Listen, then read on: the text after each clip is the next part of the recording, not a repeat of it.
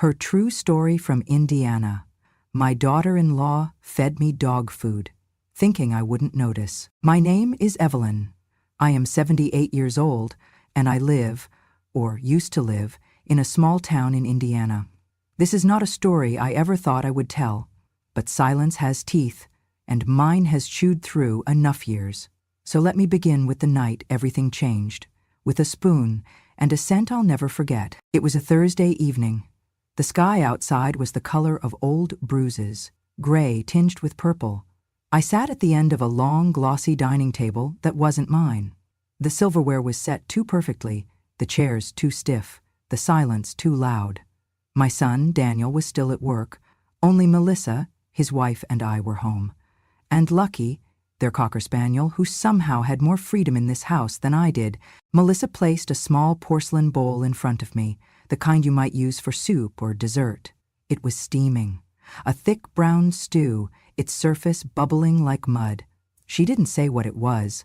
She didn't have to. I lifted the spoon slowly, cautiously, and brought it to my lips. I've eaten simple meals my whole life. I know the taste of budget meats, of canned beans, of overcooked rice.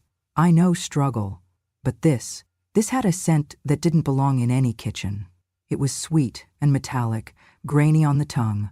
I held the spoon in my mouth for just a moment before setting it down gently. Mon ne comme nous do hop chocho, I said, more to myself than to her. Melissa turned from the sink, her dish towel in hand, and let out a short, sharp laugh, the kind that cuts. You're sharp, aren't you, Mama Evelyn? She said, voice dipped in syrup.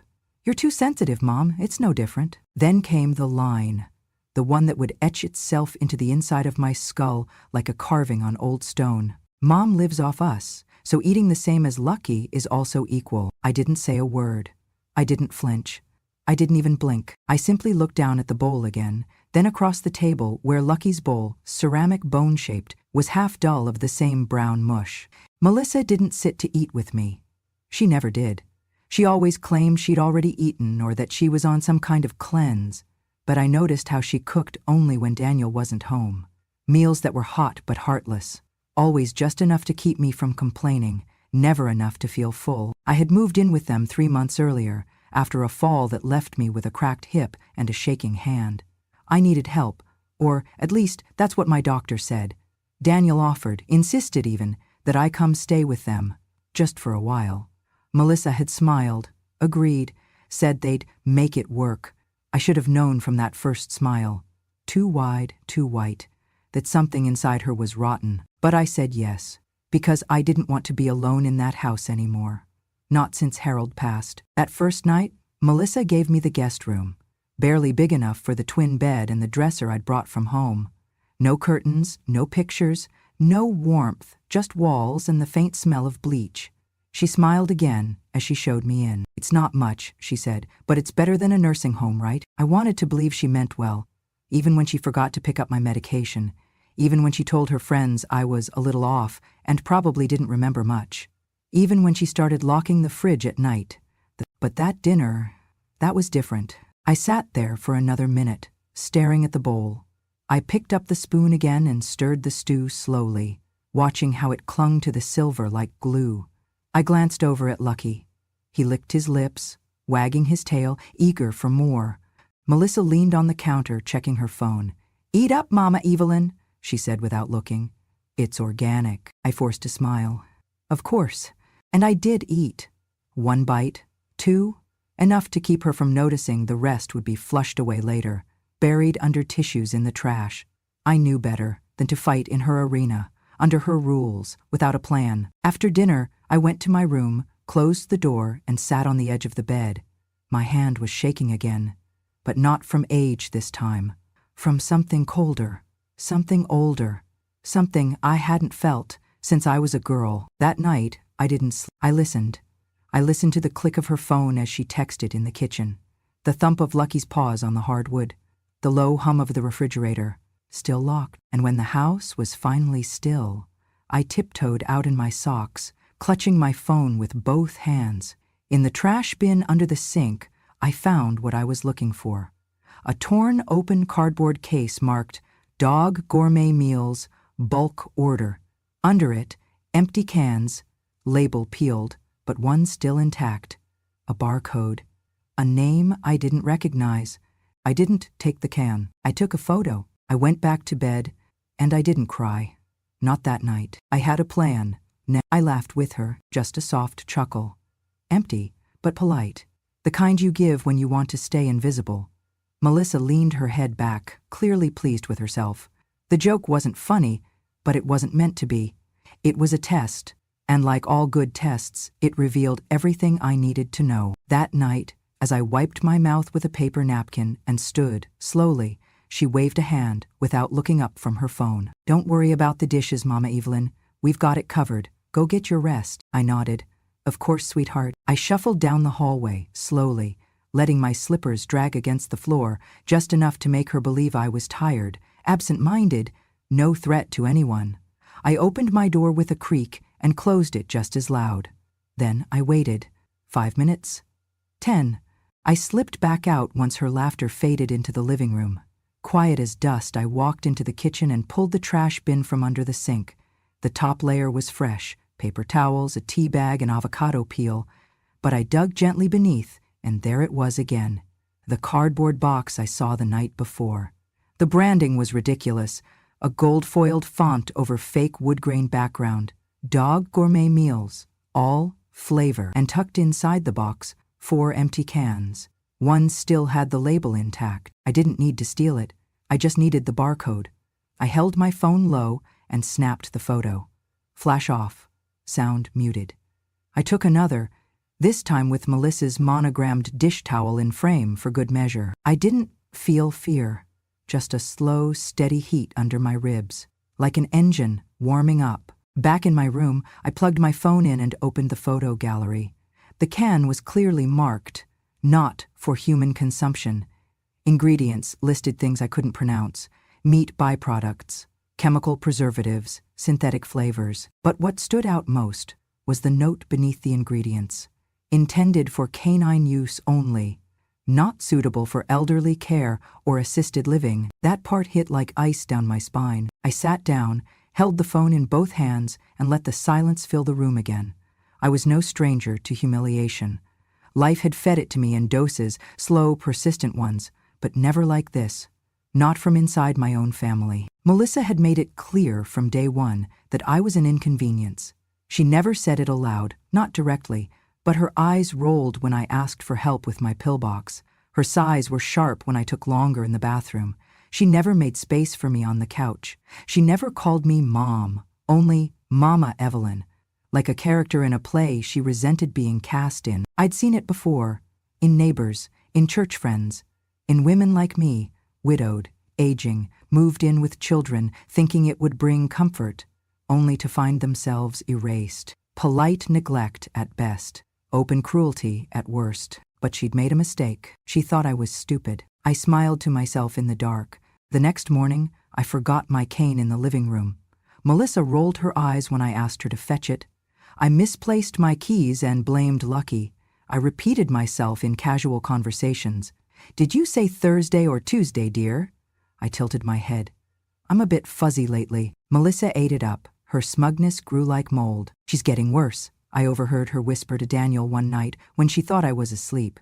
She called the remote control the telephone. "I don't know if we can keep this up.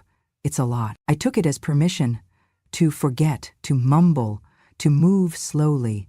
All the while my eyes were sharp and my ears even sharper. I started keeping a journal again. Not in a notebook, too risky. I used the Notes app on my phone. Password protected, disguised under a title, Knit Patterns for Church Bazaar. There I wrote everything. Tuesday, 8:12 p.m. Leftovers from Lucky's bowl poured into mine. Wednesday, 10:30, a.m.ing. Melissa told Daniel I was paranoid because I asked about where the bread was. Thursday, 6:47 p.m. Found another order confirmation email, open on her tablet. PetSupplyDeluxe.com, recurring order. Took photo. Each entry felt like reclaiming a piece of myself. Not revenge, not yet. Just proof. Because women like me, we don't get believed when we speak. We get called senile, dramatic, bitter, but no one argues with facts. One morning, Melissa made me breakfast. oatmeal that tasted faintly of aluminum. She smiled as she set it down. "How is it today, Mama Evelyn?" she asked, toned saccharine. "Oh, it's lovely, dear," I replied. "Just like the kind we had in the army." She blinked. "You were in the army?" I smiled wider. "Oh, no, I must be confusing it with something else. My memory, you know." She laughed. "Right, happens." Then she walked away, not noticing I hadn't taken a single bite. That week I ordered a backup phone. Paid for it with my own bank account, an account she didn't know existed. Had it delivered to the corner pharmacy under the name of an old friend. I picked it up when Melissa was out getting a facial. It was time to tell someone, and I knew exactly who. That night, I waited until she went to bed. Then I opened my hidden phone and dialed a number I hadn't used in years. 3 rings. "Hello?" A young male voice answered. "Caleb," I said softly. "It's Grandma Evelyn." He paused. "Grandma? Everything okay?" "No, sweetheart," I whispered. "Not exactly." There was a beat of silence. Then, "Where are you?" "With your Uncle Daniel and Melissa. Is something wrong?" I took a breath, steadying my voice. "She's feeding me dog food, Caleb, and she thinks I'm too old and too stupid to notice." By the time I ended the call with Caleb, my heart was still thudding, not with fear, but with focus. I hadn't heard his voice in nearly a year, not since his graduation. He'd always been the quiet one at family dinners, polite, but perceptive, the kind who watched before he spoke. Now he was a second-year law student at Indiana University, and my last hope. "I'm coming this weekend," he'd said before hanging up. "Don't tell anyone I called, don't do anything different, just wait." And I did. But I didn't sit idle. That same night, I took out the photo of the barcode from the trash and uploaded it to my computer. I may be old, but I'm not helpless. 40 years of running a kitchen had taught me more than just recipes. It taught me how to research suppliers, how to verify labels, how to read between lines written by people who thought housewives were stupid. I entered the barcode into a lookup site and pressed search. The result came back instantly. Gourmet dog meals, chicken and peas, bulk pack, 24 cans, and waiting under the inn. Not for human consumption, pet use only. Contains organ meats, bone meal, artificial flavorings. I leaned back in my chair. For a second, everything inside me stilled. The room was too quiet. The air smelled faintly of citrus and bleach. Melissa had been cleaning earlier, or pretending to. I stared at the screen, willing myself not to feel the sting behind my eyes. Not out of pride, but because if I let one tear fall, I knew more would follow. I had cooked every day of my adult life. My hands were marked by burns and calluses, memories of roasts, stews, and late-night birthday cakes. I'd fed a family through layoffs, through winter storms, through illness. I knew the weight of a meal made with love and the cruelty of a meal made to humiliate. And this wasn't just neglect. This was degradation. I saved the search result. Then I went further. I looked up the supplier, PetSupplyDeluxe.com, public-facing site. Melissa had an account. I knew because I'd seen the tab open on her tablet. I clicked through her recent order history. She hadn't logged out. There it was, recurring order. Gourmet dog meals, chicken and peas, monthly bulk subscription. Order date, last Monday. Shipping address, my son's home, the home I'd helped pay the down payment for 20 years ago. I clicked on the invoice and read it line by line. She was spending more money feeding me dog food than it would cost to make a pot of real stew. That was what stopped me cold. It wasn't frugality, it wasn't ignorance, it was intentional. Melissa didn't want me cared for. She wanted me degraded. I closed the laptop gently, as if I could muffle the noise of what I had just uncovered. But there was no quieting it now. The next morning, I acted the same as always. Let her brew her cold tea and scroll Instagram in the kitchen. Let her pass me a bowl of something gray and say, "Bon appetit, Mama Evelyn." I smiled. "Smells delicious." And I took one bite. Just one. She never noticed how I folded the rest into a napkin later and dropped it into my purse. I took it to the pharmacy down the street. A friend of mine, Marcy, worked there. She used to be a nurse before she semi-retired. "Can you do me a favor?" I asked her, unwrapping the napkin. "Tell me if this is what I think it is." She frowned, leaned in. "Where'd you get this?" Melissa cooked it. Her face changed. "Evelina? This smells like dog food. Need more than that. I need confirmation." She nodded slowly. "Let me make some calls." By evening, she'd gotten back to me. "It's exactly what you think it is," she said. "It's a high-protein canine meal, common with people who feed their dogs like royalty, but it's dangerous for human consumption, especially for someone your age. Too much sodium, too many preservatives. Evelyn, this isn't just wrong. It's illegal. I nodded. Good. Marcy blinked. Good? Because I'm not done. Not yet. That night, I called Caleb again. Told him what I'd found, what Marcy had said. He was quiet for a long time on the other end. Grandma, he finally said, we can take this to court. I don't want a court, I said. Not yet. I want them to know what they've done. I want them to feel it. He understood. Maybe better than I did. Then we need documentation, photos, records. And we need a moment when everyone's watching. I'll make sure they're all there, I said. He laughed softly. Of course you will. Friday came fast. Melissa was in high spirits. Daniel's parents are coming over for dinner this weekend, she said. You'll stay in your room, okay? It's just easier that way. I smiled. Naturally, I spent that day gathering everything. Screenshots, printouts, the barcode photo, Marcy's note. I tucked it all into a plain manila folder and sealed it with a paperclip. I labeled it, Photos Family Trip, 1996, so no one would bother to open it early. When Saturday arrived, so did the family. Daniel's sister, her husband, cousins, everyone. Melissa loved playing hostess. She wore a silk blouse and spritzed air freshener like perfume. She made lemon chicken, her one real recipe. Everyone oohed and awed, and when dinner began, I sat at the very end of the table, just like always, in the chair that didn't match, with a napkin that was paper, not linen. I looked at the plate she gave me, plain pasta, no sauce, and I smiled. Halfway through the meal, I tapped my spoon against my glass. Excuse me, I said, my voice quiet but clear. Everyone turned. Melissa froze. I brought a little photo album, I said, just something I found when organizing my things. Would you all mind if I shared? Daniel shrugged. Sure, Mom. I opened the folder, laid the photos on the table, one by one, the barcode, the supplier's invoice, the ingredient list, Melissa's order history, Marcy's signed note, and finally, the label, not for human consumption. The silence was deafening. Melissa's mouth dropped open. Daniel's face drained of color. I sat back, calm, full. I've eaten worse in my life, I said, but never with less love. After the silence fell like a curtain over that dining room table, after the photos had all been laid bare like dirty laundry on the fine china, I didn't say another word. I just gathered my folder, stood up slowly, and walked back to my room. I didn't slam the door. No need to. Truth slams loud enough on its own.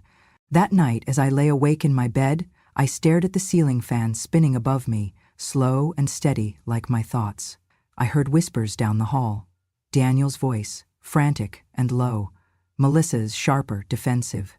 Doors opened and closed. Footsteps stormed across floors that used to be mine. They didn't knock. I didn't expect them to. At 3:47 a.m., I picked up my hidden phone, the one Melissa didn't know existed, and scrolled through my contacts.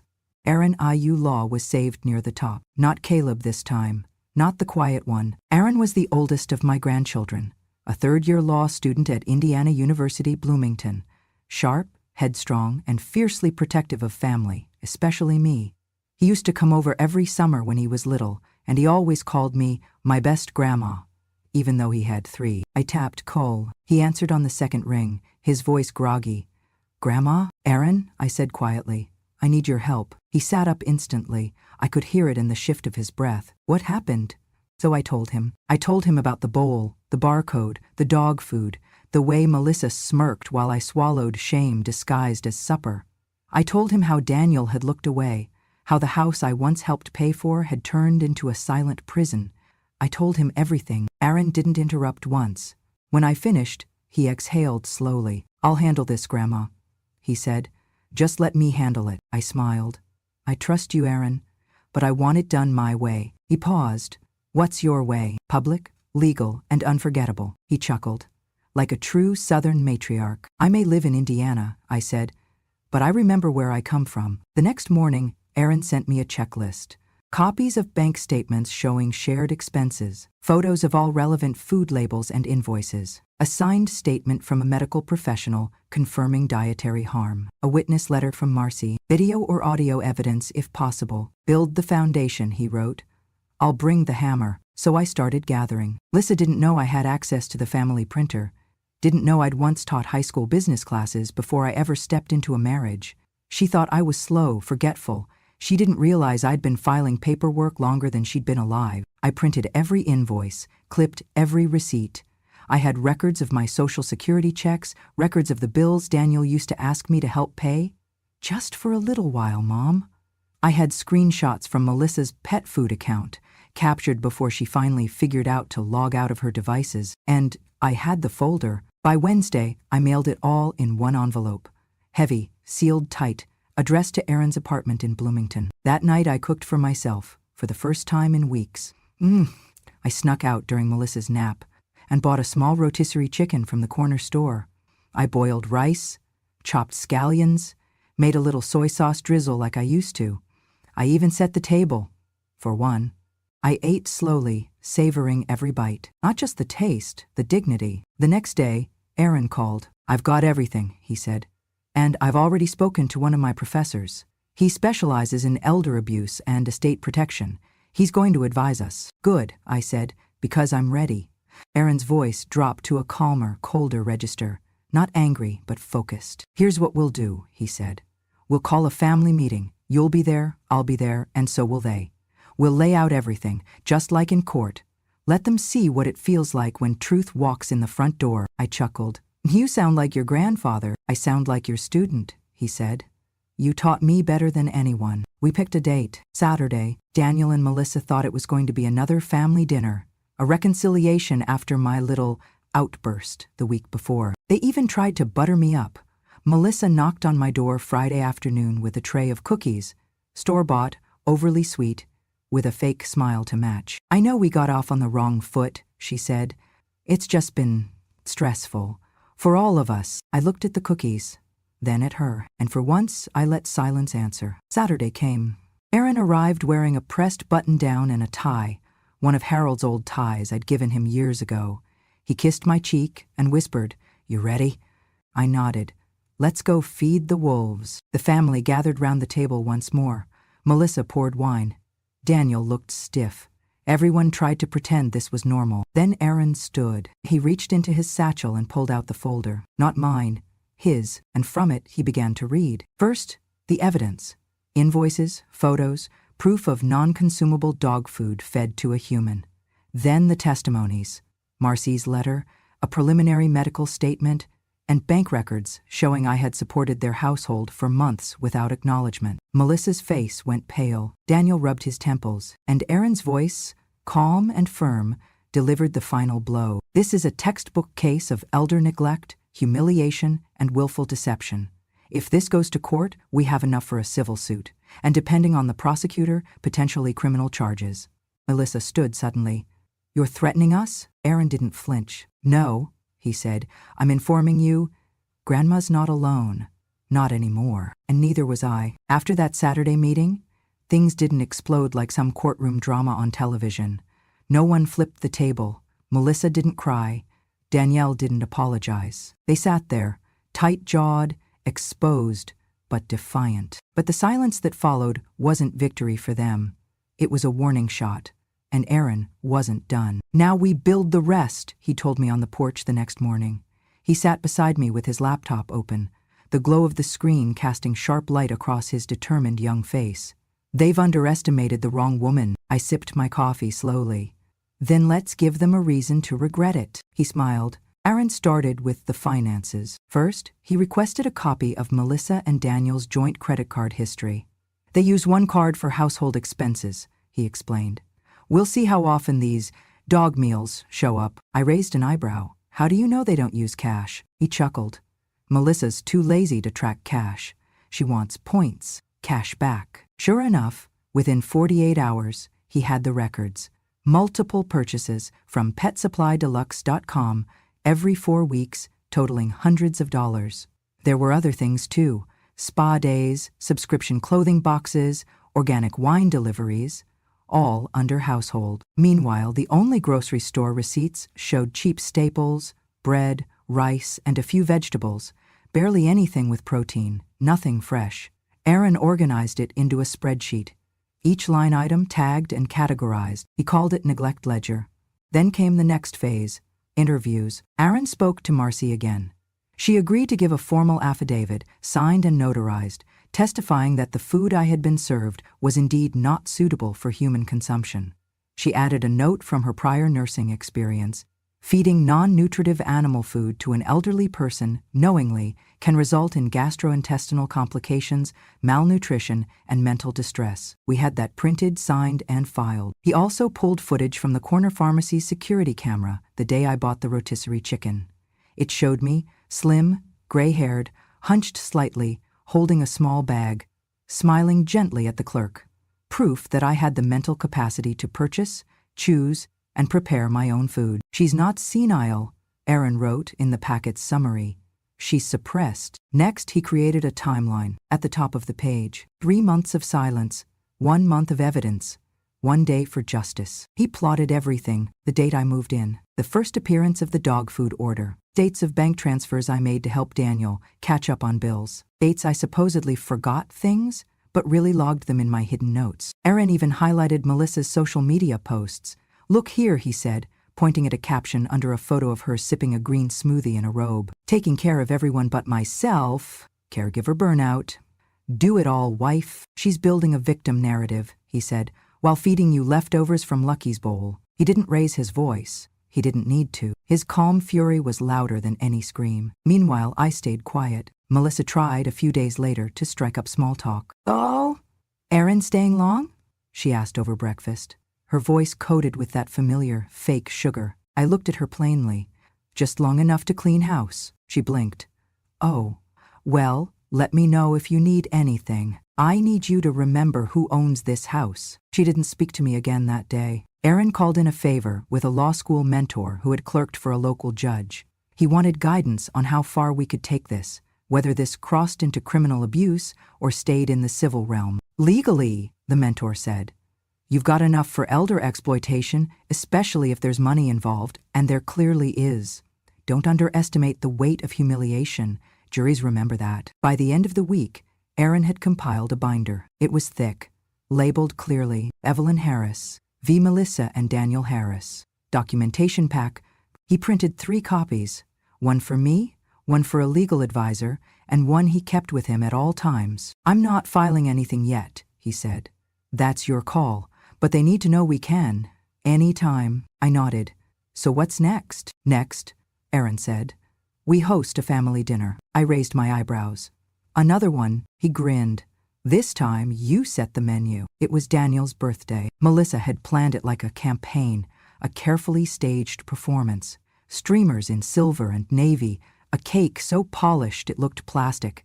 Every chair perfectly arranged, the guest list tight but significant. Siblings, cousins, family friends, a few co-workers from Daniel's office. Enough people to witness a celebration, or something else entirely. I wasn't asked to help, not that I would have. I was seated in the corner, near the patio doors, not quite in the group but not out of it either, a perfect place for the old mother.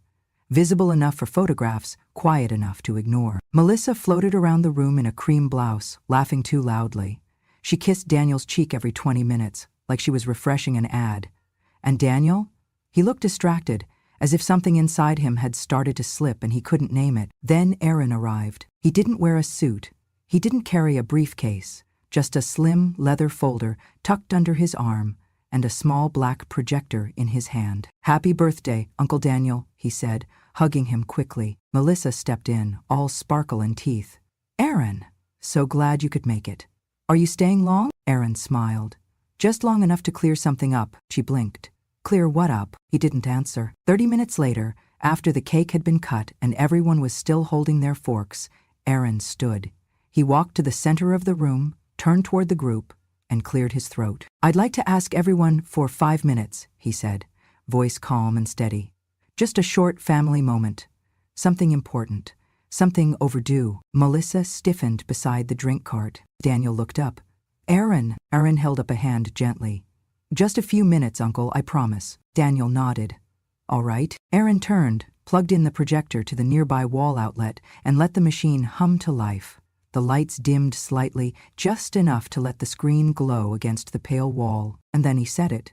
Con muanchia se mote sudat.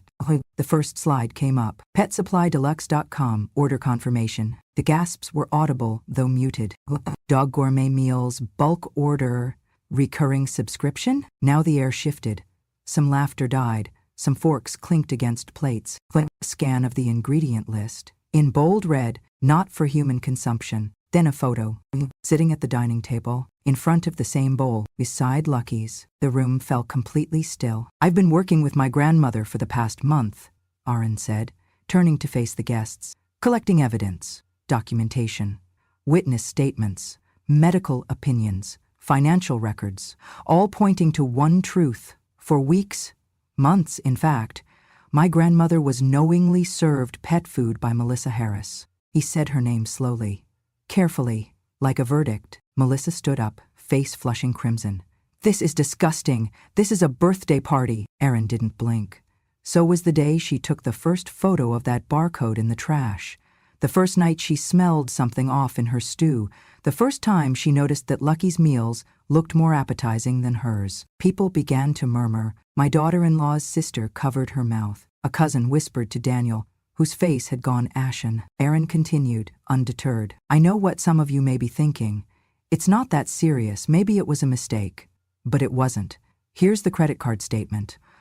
Monthly purchases from the same supplier. Over $200, 0 cents worth of dog food ordered and served under the guise of organic meals. Meanwhile, the only groceries bought were enough for 2 adults. Click. Photos of their fridge. Sparse. Lifeless. The fridge was locked some nights, Aaron said quietly. With a code. Only Melissa knew it. Click. A signed letter from Marcy, displayed proudly. Confirmed non-human grade food being consumed. Documented physical risk to a 78-year-old patient. Melissa stepped forward. You're twisting things. She eats whatever we eat. She's confused all the time. Aaron held up one hand, then turned to me. Grandma, have you ever been diagnosed with memory loss or dementia? I stood slowly, met his eyes. No, sweetheart. Do you take care of your own finances? Yes. Do you remember what you had for dinner 2 nights ago? I smiled faintly. Frozen chicken patties, microwave corn, 1 bite of what was in my bowl, then I flushed the rest. Just like I did the night before. And the night before that? A silence heavier than cement settled over the room. Melissa's hands balled into fists. You're making her look like a victim. She's old. She forgets. Aaron looked around the room. She didn't forget. She remembered everything. She pretended to forget, to survive long enough to gather proof, because that's what strong women do when they're cornered. They wait, and then they speak. The last slide. A scanned property deed. Name, Evelyn Harris, owner, current and sole title holder of the house they were standing in. I stepped forward. I was going to wait until next month, I said softly, but now feels right. I pulled the keys from my pocket and set them on the coffee table. I'm moving out. This house is going up for sale next week. Melissa gasped. Daniel's mouth opened, but no words came out. You're kicking us out? He finally whispered. I'm letting you go, I corrected, because I deserve peace, not pity, not poison. Aaron turned off the projector. The light faded. The truth. No one clapped. No one cried. They just sat in the mess they made. I stood up. My knees weren't as quick as they used to be, but they held steady under the weight of 78 years. And a truth finally spoken aloud. In my hand was a key. One I had kept in my apron pocket since the day Melissa started locking the fridge at night. It had stayed warm against my hip, like a promise. And now? It was time to deliver. I took 2 steps forward, heels tapping gently against the tile. Daniel's birthday cake sat untouched, frosting glossy, candles unlit. Melissa's eyes followed my movements, sharp and narrow like a cat cornered. Daniel stood behind her, pale, stunned into silence. I placed the key on the coffee table, deliberately, clearly. Then I looked around the room at every face. Family who had once hugged me out of obligation, who had forgotten I had once carried them as babies, cooked for them, prayed for them, and I said the words I had been holding in my chest for far too long. I'm leaving, and I'm taking the house with me. The gasp came first from Melissa's sister. Then Aaron stepped up beside me, holding the folder of documentation like a quiet flag of war already won. Melissa shook her head. You? You can't do that. This is Daniel's home, our home. I turned to her, calm, gentle, devastating. It was never yours, sweetheart. It was mine the day Harold and I put our names on that deed. And after he died, it stayed mine. I just never felt the need to remind anyone. Until now. Daniel finally spoke, voice barely audible. Mom, where will you go? I looked at him. My son. My only child. I had changed his diapers, rocked him through chickenpox, packed his lunch every day until college, and yet he had sat silent while his wife served his mother humiliation on a porcelain plate. I'll go somewhere that doesn't smell like bleach and secrets, I said softly. I'll go where the door isn't locked when I need a glass of water, where I can eat food meant for people, where silence isn't served. Aaron nodded to me. I already found her a place, Uncle. 2-bedroom condo, gated community, with a kitchen she'll love. Melissa barked out a laugh. You're really doing this? You're going to abandon us after everything we've done for you? I raised an eyebrow. Everything you've done to me, you mean? She froze, and then she snapped. You think you're some kind of hero? You think people will care? You're just an old woman. Aaron took one step forward. She's an old woman who owns this house, who paid your bills, who fed your husband and raised your son, and who has every legal document, every photo, every testimony she needs to make sure you don't forget that again. Melissa's mouth opened and then closed. There was nothing left to say. I turned back to Daniel. I wish you had spoken up, I said, quieter now. Even once. His eyes welled. I didn't know how. You knew enough to be ashamed, I said. That was enough to act.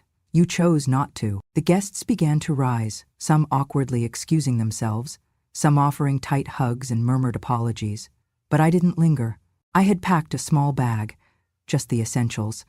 I left everything else, pictures, furniture, memories, let them collect dust in the rooms where laughter used to live. Aaron walked me to his car. As we reached the door, I heard Melissa's voice behind us, not yelling now, desperate. Please, she said, you can't really kick us out. Daniel has nowhere else to go. We have bills. The market's awful. I didn't turn around. I didn't kick you out. I said, you walked yourselves out the moment you forgot who built the floor beneath you. Aaron opened the door. I eased into the passenger seat. Before he started the engine, I looked up at the house one last time. The curtains drawn, the porch lights flickering slightly. A home that had once held joy, now just walls. I exhaled. I don't need revenge, I whispered. Aaron smiled as he shifted into drive. You already got it. The drive to Chloe's place was quiet. Aaron let the radio play softly. Something classical, nothing with words. I watched the cornfields slip by outside the window, endless rows of green stretching into the gold of a setting sun. Indiana in the summer still had that small-town charm, no matter how much the people inside the homes changed. My bag sat at my feet, not very full. At 78, I had learned to travel light. It's not what you carry on your back that matters. It's what you carry in your heart. We pulled into the driveway of a small white cottage with blue shutters and a porch swing. The lawn was overgrown in that soft way that meant someone lived here with dreams, not deadlines. Wind chimes rang in the evening breeze. Chloe was waiting at the door. The moment she saw me, she ran down the steps, barefoot, arms open, tears already in her eyes. Oh, Grandma! She hugged me so tightly, I nearly lost my breath.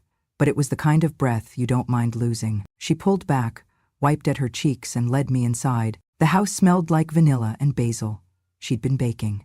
Photos of her college graduation, her cat Tofu, and a framed picture of the two of us from years ago sat neatly along a shelf by the window. No marble countertops, no designer decor. But every inch of it was warm. Oh, she made tea. I sat at her kitchen table, the wood scratched from years of use. She placed a mug in front of me. Peppermint, my favorite. Then she sat across from me, folded her hands, and looked at me with the kind of guilt only good people carry. Grandma, she began, voice trembling. I didn't know it was this bad. I smiled gently. Melissa made sure of that. Chloe bit her lip. I knew she wasn't good, but I thought you were okay. You were always strong. You were always smiling. I reached over, placed my hand over hers. Smiling doesn't mean it doesn't hurt. It just means you know the pain isn't where it ends. She burst into tears. I'm sorry, she choked. You deserved a better life. You sacrificed your whole life. I was too weak. I couldn't fully protect you. I squeezed her hand. Bakong kan duok balve, Chloe. Bakan duok langue. She wiped her eyes with the sleeve of her sweater. I hear you now, Grandma, she said softly. I hear everything, loud and clear. We sat there in silence for a while, just breathing together. It wasn't the kind of silence that hurts. It was the kind that heals. Later that evening, she showed me my room. The sheets were fresh and tucked tight. A small bookshelf held gardening magazines. By the window, there was a basket of yarn and knitting needles. Nothing fancy, but everything was placed with care. Not expensive, just full of heart. You really made all this for me? I asked. She nodded. I started getting it ready the moment I found out what was happening. You're safe here now, I promise. And I believed her. That night, I stood by the window and looked out at the quiet street. There were no footsteps pacing outside my door. No locks on the refrigerator. No hushed voices plotting behind thin walls. Just the sound of wind in the trees and the gentle ringing of wind chimes. I picked up my journal, my real one this time, not the digital file hidden on my phone, and began to write. June 16th. I left the house I built with Harold. Except the shame they tried to feed me. I left, but I didn't lose. They lost the right to say my name without flinching. Later, Chloe peeked in before going to bed. Need anything, Grandma? I shook my head. Just this. She walked over, knelt beside my chair, and rested her head gently on my lap, just like she used to when she was 5 and couldn't sleep without my humming. You're not losing your mind, she whispered. I smiled and stroked her hair. No, sweetheart, I never was. I was just waiting for the right moment to remember everything for them. 3 weeks later, I received a letter from Daniel. No return address. Handwritten. Well, I don't expect you to forgive me. I'm not sure I deserve that. I let Melissa take too much control. I let fear turn me quiet. You raised me better, I know that now. Aaron showed me the evidence. Everything you kept track of, everything you lived through. I'm ashamed, but I'm also proud. Proud of you. And I'm sorry. I folded the letter and slipped it into the back of my journal. I never wrote him back. Some apologies are best answered with silence. As for Melissa, Erin told me she moved out 2 weeks after I left. Quietly. No big post online, no motivational quotes. Just a sudden absence from their lives. She filed for a temporary separation, packed her bags, left Daniel standing in the silence he helped create. And sometimes, silence is the loudest justice of all. These days, I spend my mornings walking to the farmer's market with Chloe. I help her tend to her little garden, even if my knees don't always agree. I cook again. Real food. Meals with soul. Meals with onions that sting and garlic that clings to your fingers and flavor that lingers like memory. We laugh, often, not because life is perfect, but because I finally feel like I'm exactly where I belong, in a home that remembers me, with people who listen, and with a truth that no longer needs to be hidden. So if you've made it to the end of my story, thank you. If something inside you stirred, if it reminded you of someone you love or someone you lost, or maybe even a part of yourself, subscribe to Grandma True Stories, because the stories we tell here, they come from the women who were silenced too long. We speak now, not for pity, but for clarity, for justice, and for every grandmother who waited a lifetime to finally be heard. When a grandma speaks, the world finally listens.